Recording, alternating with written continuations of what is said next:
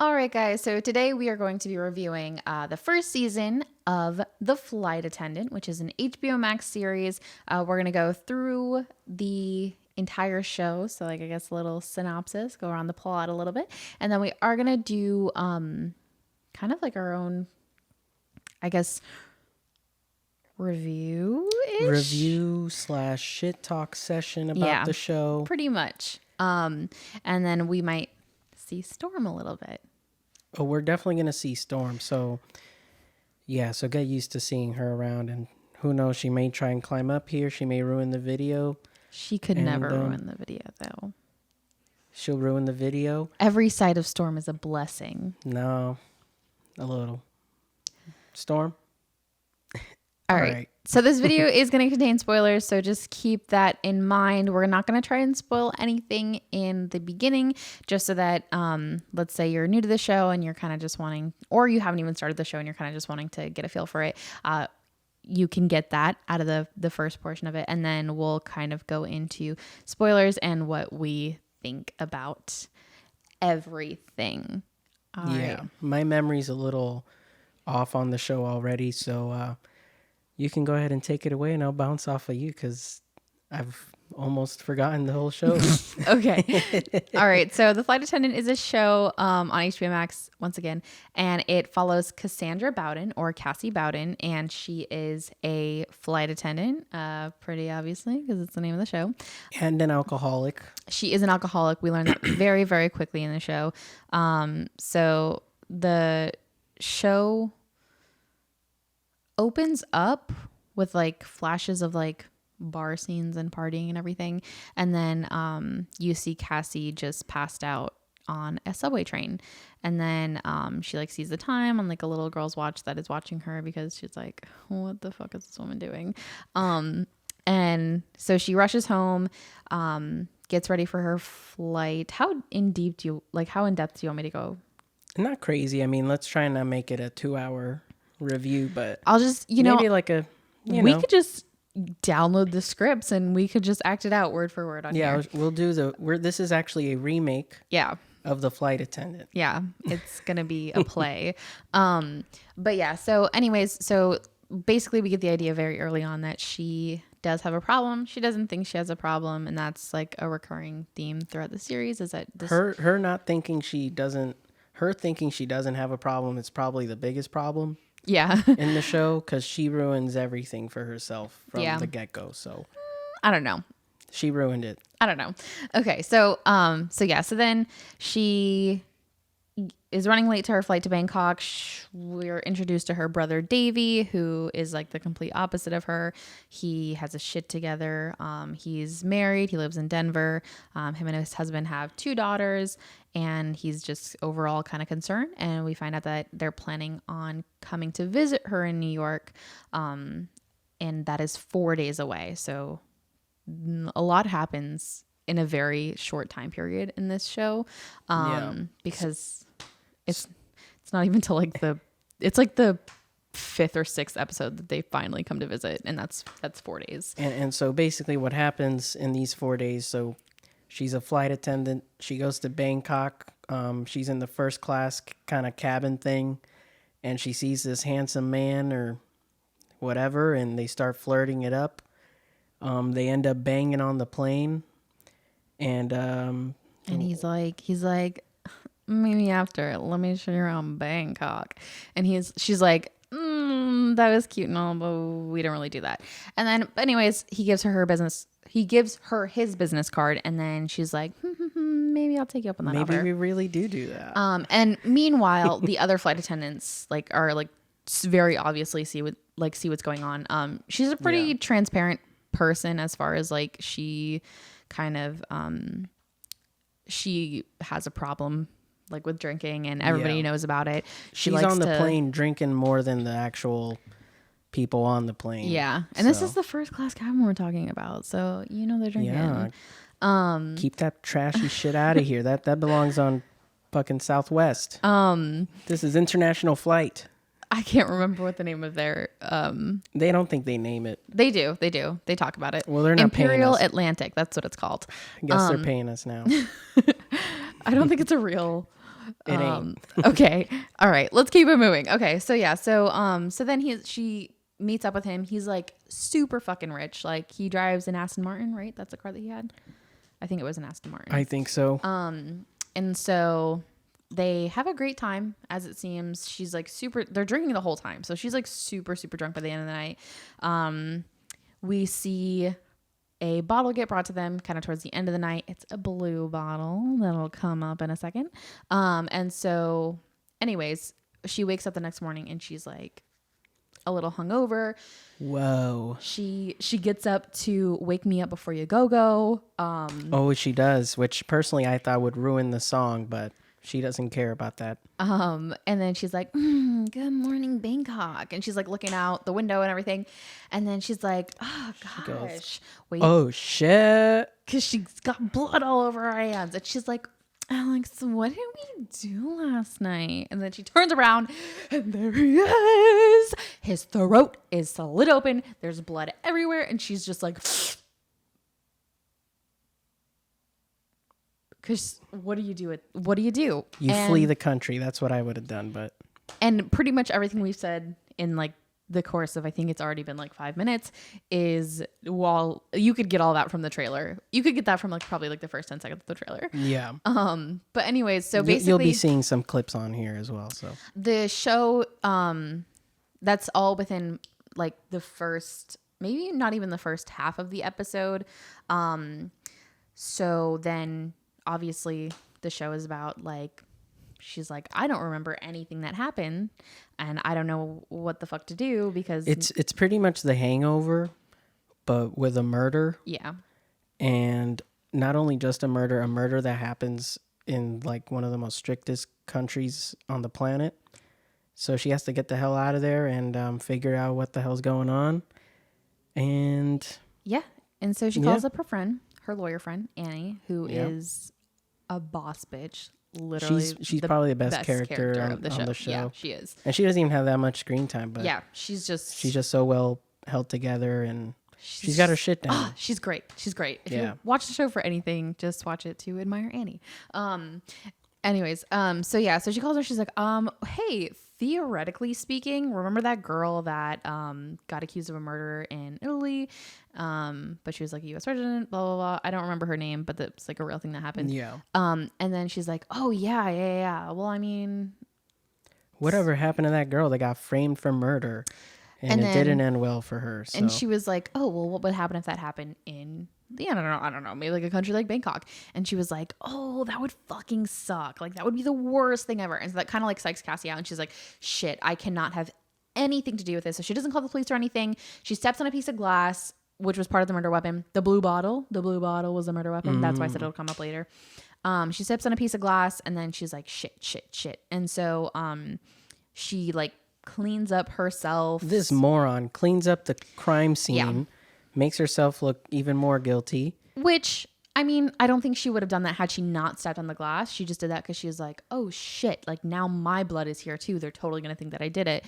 As if fingerprints aren't a real thing and DNA testing isn't. Like as if there's no cameras of her with footage of her coming in the hotel room or anything. Or I don't know. Either way, she cleans up, she dips, and then she's like, she not really disguises herself, just like make sure she can't really be seen. Yeah. And then now it's time to go to Seoul. The flight is going to Seoul and then it's going back to New York. I think, no, maybe it was Seoul. I don't know. Don't quote me on that.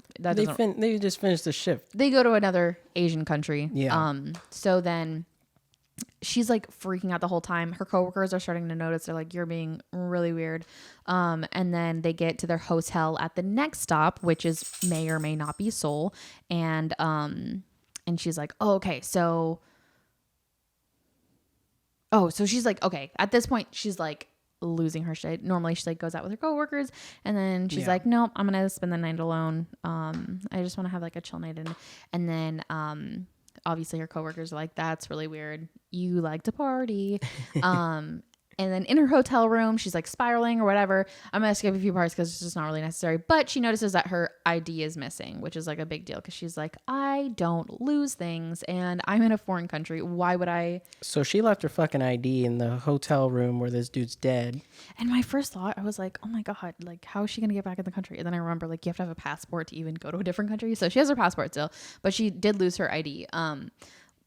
So at that point, they're on their flight, like they're leaving back to New York, and then they find out, like around that time, everyone finds out that Alex, the man that she met on the plane, is dead, and they're like, "That is fucking crazy! I cannot believe he was on our flight." And everyone he's dead. has the same reaction to the death, except for her, and they have. Is it FBI? Well, yeah, it's FBI because it's a crime happening in a foreign country dealing with a U.S. resident. So they're waiting for the crew at the airport back in America, and she tries to fucking run away like a moron. That doesn't work. Of course, the FBI is gonna catch her, and that already makes her look terrible. So that's when the police already start questioning her. Her story is, so the co-workers tell the police that she was flirting and basically blowing this dude on the plane. And she rejects all of the information. She says or she tells her own version of the story, which doesn't match up with what her friends are saying. So that's why the police are on her ass for the most part. Yeah, it's because like basically at that point, I will say I don't completely disagree with a lot of her actions. She was put in a really shitty situation, and I think you do stupid stuff when you panic. I don't think I don't think of her as like a stupid person, but yeah, that was kind of stupid because like it was just like regular questioning. It wasn't like, oh yeah, we're gonna arrest all of these flight attendants because they helped him on the plane. Like they had no fucking clue that like they spent any time together. So she tries to flee the initial interview. That's just like, hey, do you know this person? Literally, like, did you see them on the plane? Because really, they're the last American residents to have spoken to him. So it makes sense that they're the people that that are being questioned. But yeah, so she tries to run away and then she's like, oh my God, these international flights just make my brain so foggy. I didn't even mean to do that. My bad. And they were like, yeah, okay, sure. And then so she's like, oh, I mean, like, I guess I brought him drinks and what, like, she changes her story like 3 times inside the interview. It wouldn't even be bad if she was like, yeah, we flirted. If she was like, yeah, we flirted a little bit, but like in a way that the FBI was like, made it seem like she kind of flirts with all of her handsome had she made herself seem like a hoe, it'll work. Because like if she was just like, I mean, yeah, we flirted, but like what can I say? Like, he was like super hot. Like, what do you expect me to do? But instead she was like, oh no, we didn't. I just I gave him drinks. And then all of the other coworkers are like, oh yeah, she was the one serving him, and they were totally flirting a lot, like heavy flirting. Write that down. And then so at that point they're kind of already onto her and they're like, okay, well, you're saying you didn't meet with him afterwards, but if the cameras show something different, then we're gonna have to follow up with that. And then she's like, oh yeah, for sure, like of course, why wouldn't you? But then anyways, she goes back, like she leaves the airport, she's back in New York. She goes and sees, oh wait, no, she doesn't go and see her lawyer friend yet. Oh, very, very important thing that we forgot to mention in all of this. She's like going through this like psychotic break, I guess, where she's literally hallucinating that she's having conversations with Alex. So having these like little trips and talking to him is her way of coping with the whole situation. Exactly. And she pretty much falls in love with this fucking dude. With the memory of this dude. So obviously she doesn't know Alex really well, but she's come up with this idea of him in her brain. And since I guess, I don't know, partially like, I don't know, she hit it off with him. He was there. It was his dead body that she woke up to. He uses him or her idea of him as a tool to kind of figure out what's going on. So really it's like anything that could like, you good, Storm? I'm sorry, people. What is it? No boundaries with this dog. Storm. So, really, she does have like, I guess, like flashbulb memories from the event, and she kind of uses him to help open those back up for like to help her remember what's going on. And that's important because it's like half of the show takes place in her brain dealing with Alex. And so whenever she's having one of those episodes, she's like completely out of it. And so this happens a couple times. I would say like every time something serious happens, every time like she's just like there's like 7 to 10 conversations with Alex an episode. Yeah. I would say. Yeah. And they're each like 30 to a minute long. 30 seconds to a minute long. Yeah. Yeah. But anyway, so she's talking with Alex in her head, and she's like, I don't know, like what, like, I don't know how to get more information on you, or like I don't remember anything. And so she ends up going to, his workplace, and she goes to his job like so stupid. What because a stupid thing she to remembers that there was someone else there named Miranda. And so she goes to his workplace just to figure out if there's someone there named Miranda. And then they're all like super suspicious of her at the workplace once she brings up Miranda. But the receptionist gave like a face, like I just remember something that I would like to get into a little bit later. But it's about Miranda and the receptionist, so just remind me. Or I'll hopefully remember, because I don't think you're going to remind me, because I think you'll forget too. But so yeah, so the receptionist is like, and then she's like, Miranda. And then the HR lady is like, come with me, I'll get you a manager or whatever. And then so she realizes that like I don't know, she gets the vibe that like something is like weird here. So she's like, oh, I gotta get the fuck out of here. Like maybe I shouldn't have asked about Miranda. This is like they're I don't know, they're a little on to me or whatever. So she leaves, and then she breaks a statue, which is in the shape of a rabbit, which is also a theme throughout the whole show is rabbits. Part of her alcoholism, as we continue to learn, is a lot from, like, it's a lot because actually it's not a lot because of her dad. It is because of her dad. Like her dad used to give her beers when they would go hunting and everything. Apparently her dad was her drinking buddy. Yeah. And he didn't have any real fucking friends. Apparently not. And I mean, he kind of seems like an asshole. I don't think anybody wanted to be friends with him. But yeah, she has this like idealized version of her dad in her mind. Yeah, that they were like throughout the show, fucking besties. Yeah, and throughout the show, just with conversations with her brother and shit, she figures out she was pretty much abused as a kid. Not like anything weird, but like just not anything weird.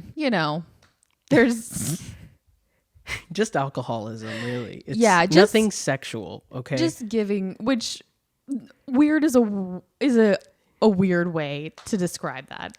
I wouldn't. Weird as she wasn't sexually or physically abused. But I mean, alcohol could kill your liver, and it's probably killing hers. Yeah, she was basically pretty much treated like a guest for most of her childhood, and she didn't appreciate it. Like a guest? A guest? You give your guests drinks. Oh my gosh. But yeah, so anyways, so yeah, that happens. She goes to the workplace. That's a whole mess. And then afterwards, she gets a call from the FBI, and they're like, hey, we want to bring you in for questioning again. And she's like, okay, yeah, that's fine. And then he's like, and if you've retained counsel, you can bring them if you'd like. And she was like, oh, was I supposed to retain counsel? And he's like, perfect answer. And that is exactly verbatim how the conversation goes. And so she goes to Annie, her lawyer friend, and she's like, hey, so this happens. She tells her everything that happened. And she was like, holy shit. Okay, yeah, that's fine. And so she's now her lawyer. So she goes with them. She goes with her to the questioning, and the questioning didn't even really need to happen because they were expecting to find her on the tapes from like the security tapes from the hotel. But coincidentally, the feed cuts out 6 hours before his murder, and then doesn't come back until like, I guess like later the next morning. So Yeah. she's nowhere on it. They don't really have any evidence, but they're like, oh, well, let's show her the pictures. And by the pictures, how I said she was wearing like a disguise, like covering up. They have pictures of her like walking around Bangkok like that, or like walking. Well, they have her in the staircase of the hotel. Oh, okay. Yeah. And they have her freaking out, dressed up, kind of hiding. Oh, Because no, she was trying to run away. That was, no, you're thinking of, that happened at the office building because she tried to get down the elevator and she couldn't get down the elevator. So that's when she ran down the staircase. That happened at the office building. But she had the thing.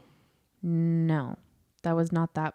She did not have the ththing. Anyway. Either way, they have 2 pictures of her, one at the workplace and then one at the hotel. So right now, what the FBI is thinking is, because Alex Sokolov is fucking rich, like super fucking rich. Obviously, there's some dirty business going on there. So they think that she knew him pre-Bangkok, and then as a flight attendant, she's like some kind of like informant or like partner or something, because she has like she can travel internationally without anyone batting an eye. But really, she's just a fucking flight attendant and she's a drunk, and that's why she doesn't remember anything that happened. And then so yeah, they kind of are just like bullshitting the questioning, and it actually gets Cassie to reveal pretty much what happened, but she leaves out, or actually she doesn't leave out. She straight up lies to them about something. So she's like, she comes clean-ish in the interview. She's like, okay, yeah, I did meet with Alex after the flight. We did sleep together. We had sex a bunch of times, but when I left the next morning, he was very much alive, which is a lie. She was the one that found his dead body. But anyways, she's opening up that she was with him that night, because I think it was just becoming like, it was kind of obvious. Like, they had the pictures of her at the hotel. Yeah. It was obvious that, she had other experiences with him outside of the flight itself. And then Annie's just like, what the fuck are you doing? But that's after the we leave. Yeah, she pretty much doesn't listen to her lawyer the whole fucking time. I will say, I think it kind of, I love Annie. I'm sure she's a great lawyer, but I think everything that she does benefit her, because one of the FBI agents, there's 2, like it's like a partner team or whatever that's working on her case, or Alex Sokolov's case. And one of them continues to give Cassie the benefit of the doubt. If she had just followed the lawyer's advice, I don't think she would have necessarily given her the benefit of the doubt, because her lawyer just kept saying like, don't tell them anything, like plead the fifth if they question you too much. Like, so I think then that would have made the other one more suspicious that Cassie was more involved. But because Cassie, like I said, is like a pretty transparent person, the female partner is like, I don't know, like there might be something deeper going on. And then the other one's like, what did he say? He said, when you hear galloping, you think horses, not zebras. And he said, I'm going to do a little dance whenever we catch Cassie. Like, he's like so dead set on it being Cassie. Literally just by the connection, like literally just because she fled from the interview. But yeah. And then so basically at this point, she did tell them about Miranda. She's like, I have no idea who she was, but there was another person there. She, like he said, she was a business partner. Her name was Miranda. And so, yeah. And then I'm trying to think where it heads after that. Okay. And then let's just kind of, I guess, barrel through it really quick. We'll just go through the show here. So she ends up going to his fucking memorial at his house. Because she's trying to, fucking thing. The reason behind, sorry. So the reason she goes to the funeral is because she's like, actually, because of her conversations with Alex in her mind, she's like, your mom would definitely know. Never mind. We need to rewind a little bit because of the receptionist. She's like, I know the receptionist knows something. She made a face whenever I talked to Miranda. So she gets like, because I don't know. I think Cassie's like a pretty, I guess she has like a certain charisma to her to where like people feel like very open around her. She has a lot of not really close friends. She's not really close to anybody, but she has, she makes friends easily. So she goes in, waits for Sabrina, the receptionist, outside of the job and like follows her to a bar. And then she comes in the bar and she's like, oh my gosh, I just want to say I'm so sorry. By the way, she's going by Alessandro Ricci whenever she talks to like his work people. And she's like, oh my God, I'm just so sorry. Like that was so embarrassing. I just got to know Alex and I barely met him or whatever. And he just seems so great. And then so Sabrina was like, yeah, he was pretty great. And then she's like, let me buy you a drink. And then she's like, okay, just one. And they end up getting drunk together. And Sabrina tells her, because she brings up Miranda, and Sabrina tells her like, oh, Miranda, that's his ex-girlfriend. She was crazy, like super violent on the phone. Like, I don't know, that woman's dangerous. And then so she's like, and she gets her last name, which is Croft, Miranda Croft. And then that's when she goes to the memorial because she's like, someone there had to have also known Miranda. Because really, right now she thinks of Miranda as like an ex-girlfriend, and she's like, if she was there, she could tell me more about that night. She doesn't really see Miranda as a threat so much. But then at the memorial, things get pretty weird because like they find Annie takes it upon herself and her boyfriend's help, Max, who is a hacker, to find out more about Unisphere, which is the company that Alex worked for. And then we find out that Alex's family actually owned Unisphere and they were money laundering for people. And so like pretty much Alex's family's like a big weapons dealer. Yeah. And they just sell nukes and missiles and missile technology and shit. Well, that's not necessarily true. Well, that's what the weapons were. It was missile technology and shit like that. But what Unisphere does, like it's money. It's like a money laundering scheme. Yeah, but they're rich because of the weapon shit. Anyways, so she asks, like, she finds Alex's mom and starts asking about Miranda, and then she's like, Miranda? Alex never dated Miranda, and don't you ever fucking say that name to me ever again. And then so she's like, oh my God, that was so weird. Like, what do you mean Alex never dated Miranda? She's like saying this to Alex, like in her head. She's like, what is going on? And so she follows the mom upstairs because she has to go make a phone call. And that's when we hear about lionfish. She's like, tell Victor and Miranda that they're not going to pin this on my son and whatever. And so she's like, lionfish, what does this even mean? And so she's snooping around the house a little bit more. She goes into the office and then they start snooping around. They find clues. So she finds clues. Like shredded lionfish documents. She steals them. But then they like walk in on her and she almost dies because there's like, they all have guns. And then she's like, oh my God, these people are dangerous. But Annie over here called in a favor to make sure that she got out okay, because Annie is a boss bitch lawyer and she has like really dangerous clients. So they have connections. But yeah, so then when they end up leaving, she gets on the train, and that's when she gets her first, like, has her first interaction with Miranda. Miranda's basically been following her this whole time, and but she was supposed to be following her unseen.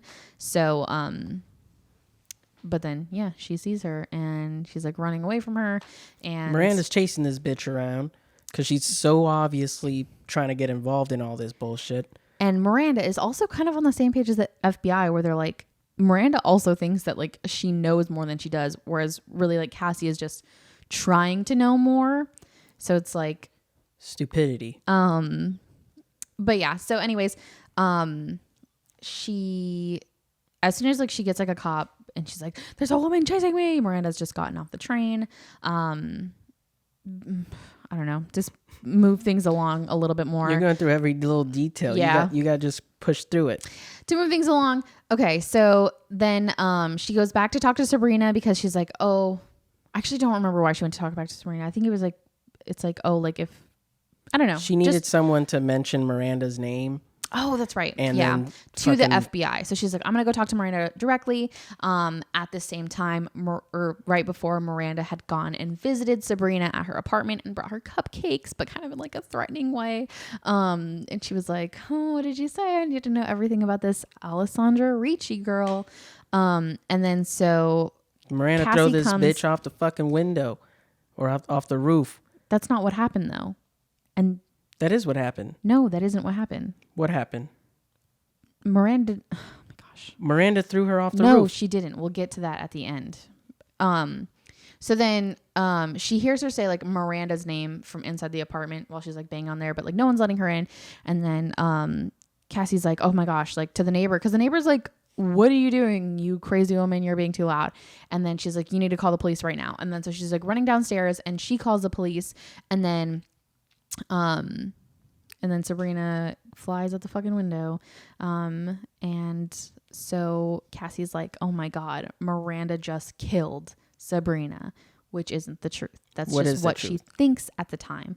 It wasn't, it was, should I just say it? Of course, this is the spoiler review. Okay.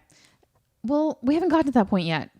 I'm leading up to the big reveal because it was who always was. He did everything. He did everything, but Yes. she was the one that was in there. Yeah, she had already left though. Like he came afterwards. Anyways, there's another important character that I guess we should introduce. And so basically one of the nights that Cassie gets drunk after being back, because she's been drinking. I feel like she probably was She's always never a not drunk. Yeah, she's literally never not drunk. So honestly, this entire we don't series. even know if this whole thing is real. But one of the nights that she's out drinking, she meets this guy, and he kind of like becomes like fixated on her. Like he keeps trying to hit her up after they like sleep together that one night, and then Sipping. she's like, I'm like busy. But then whenever she gets like sad or lonely, she's like, okay, hey Buckley, what's going on? Like, let's hook up. And then every time he's like, yeah, hell yeah, let's do it. And like, yeah. And then he also like kind of enables like all of her bad behavior. Like they always get super drunk together. And then as things like progress more, she kind of starts to spiral out. Like, okay, so her and Max, which is Annie's boyfriend, the hacker boy, they get this big break in the case, like with like the lionfish documents, or like basically they need to find out more about lionfish. So they go and they break into Alex's apartment. Miranda breaks into the apartment while they're already broken into the apartment because she's also looking for those same documents. But then she can't find the password. So she destroys a computer like while they're hiding in a closet. And they're like, fuck, what are we going to do? And then so they look around some more. She's like looking through his mail and she sees a letter like from Lionfish that has their address on it. So she goes there. They find this huge server that has like a bunch of information with Cassie's ID on there that shows like a pending hit. It's like a hit list. Yeah, basically. And they showed that like Alex was completed and hers is like pending, so like she knows like someone's trying to kill her. But then we also see Miranda's ID on there as well, so we're like, okay, well, if Miranda is also trying, If Miranda's not doing the killing, if Miranda's on the hit list, then what the hell is going on? And then so they're leaving because like someone like catches on to them trying to break into the server, and so they're leaving, they're running away. Max gets hit by a car, and so Annie's like, you're fucking crazy and you have a problem and I don't want to be your friend anymore. Because at this point, Max is really the only one that has been able to witness anything with Cassie, and now he's in a fucking coma. So like Annie's like, you're legitimately a crazy person. And so then Annie is like, I don't want to be your friend anymore. Get all your shit and get out. And then so Cassie is like, I don't have anyone. And so, of course, she calls up Buckley.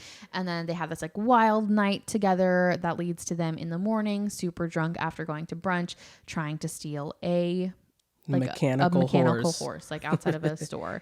And then it like crashes into this car because they get arrested. Yeah. And then they get arrested. And then Miranda actually bails her out of jail. And then she's like, oh my God, what the fuck is going on? Like Cassie's like that. And then Miranda's like, tell me what you know. Tell me where the money is. And she's like, I don't have the money. I'm just a flight attendant. And then she kind of like starts like explaining herself and like what her theory is on the situation. And then Miranda's like, oh my God, you are just a flight attendant.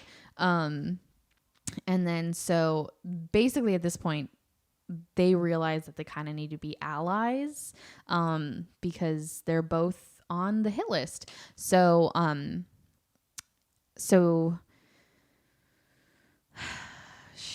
I guess at that point, Miranda tries to get her to like, oh, this is what they were going to do. They knew that someone was watching. Never mind. Are you good? Yes, I'm just trying to think. Either way. Well, just go through the story. Either way, because we're pretty much at the end here. Either way, like they're being chased or whatever, and then Cassie finds out that it's Buckley. Buckley has been there the whole time, and he was actually fixated on Cassie because he was like super, like he was in love with her, like he wanted like a Bonnie and Clyde type relationship.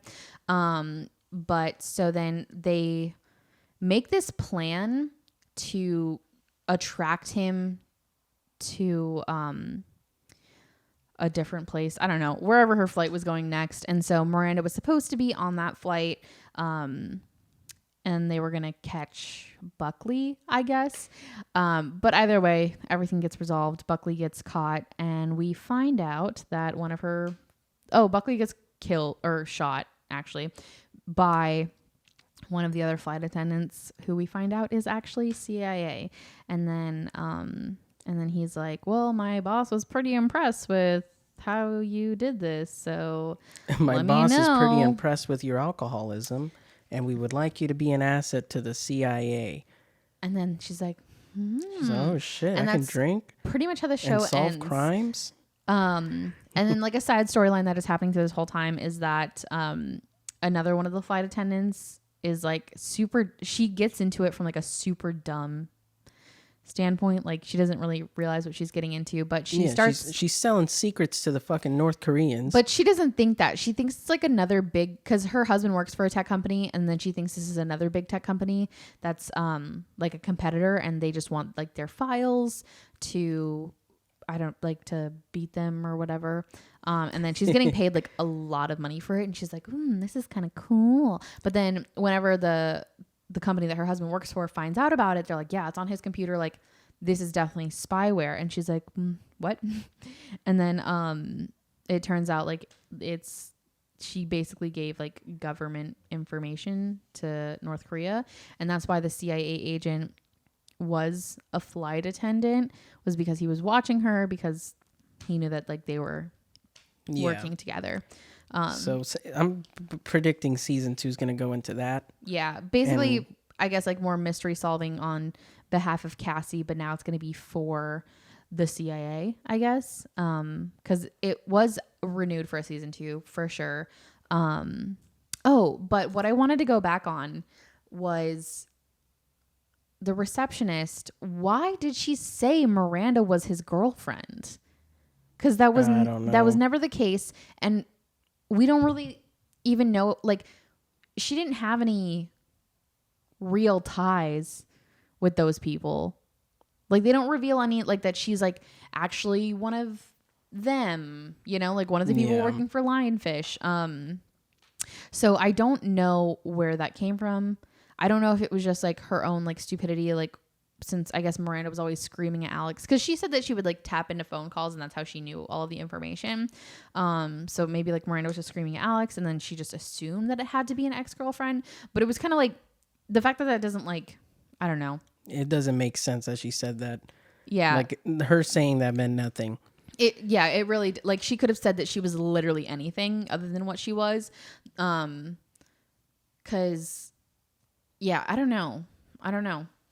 Maybe because she does know about Miranda, and she is threatened by Miranda. So maybe it was like a way to get Cassie off of her back about it, you know? Yeah. But yeah, I don't know. All right. So now, what do you give the show out of 10? Realistically, I would give the show personally, based on how personally I enjoyed and it. professionally. Personally and professionally. Based on how I enjoyed it and how well I thought the show was done, I would give it a 9 out of 10. I'd give it like a solid 8 personally. Professionally, I'd probably give it compared to other shit that's on TV, definitely like a 9. Yeah. I think I was surprised you didn't go lower for the personal rating. No, I had a good time. So, I mean, if you like a good mystery story and you like judging alcoholics and making fun of their terrible decisions, then it's definitely a good time.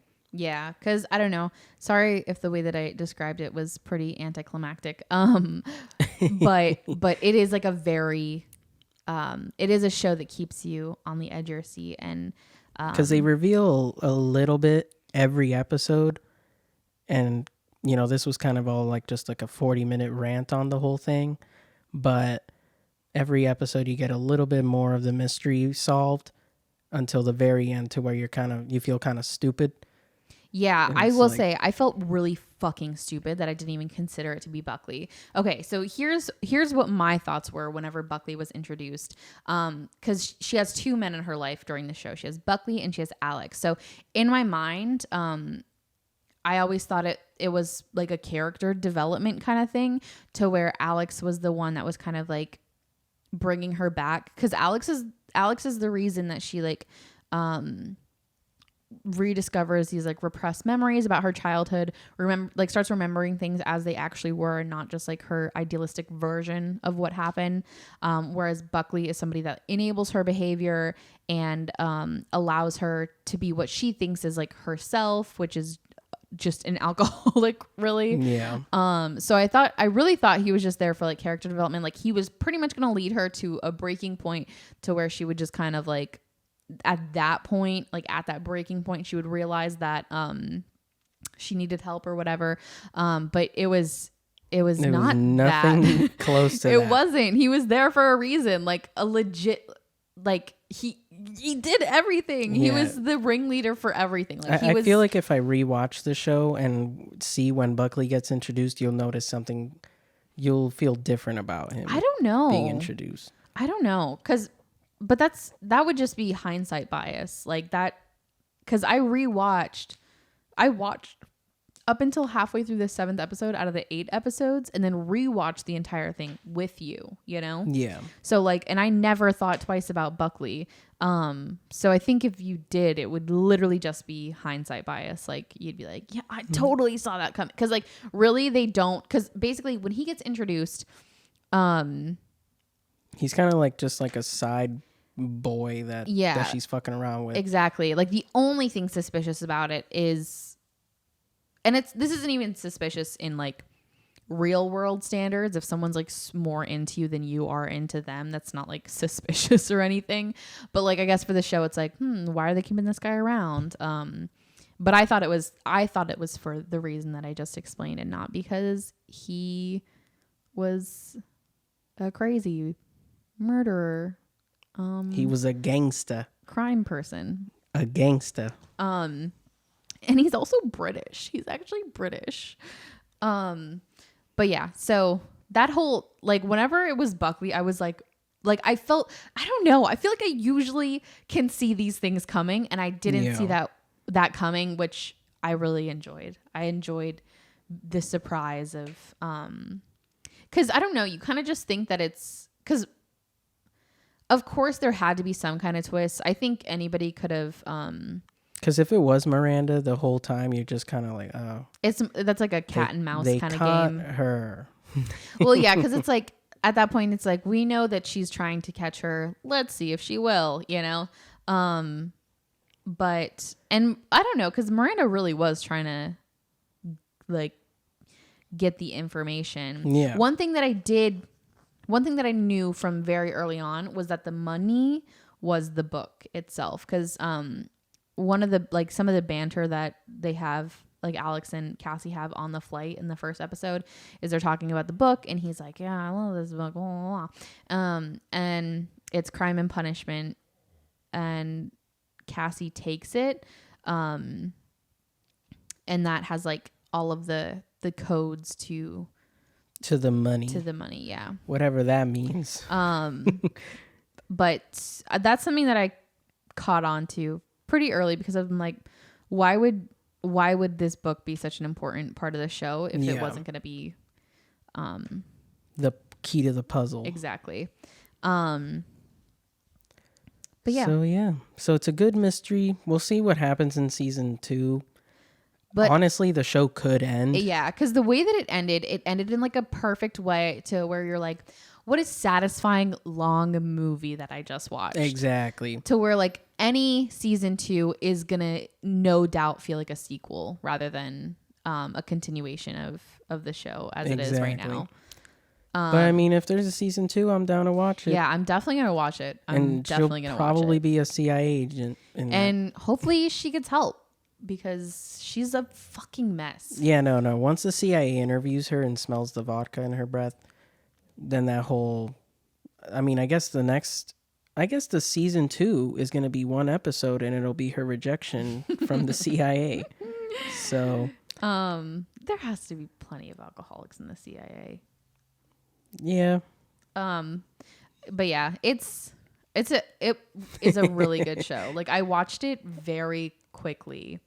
Rewatching it was very hard because I just wanted to, because I was so close to the season finale. Like whenever I restarted it with you, but whenever I watched it the first time on my own, I got through.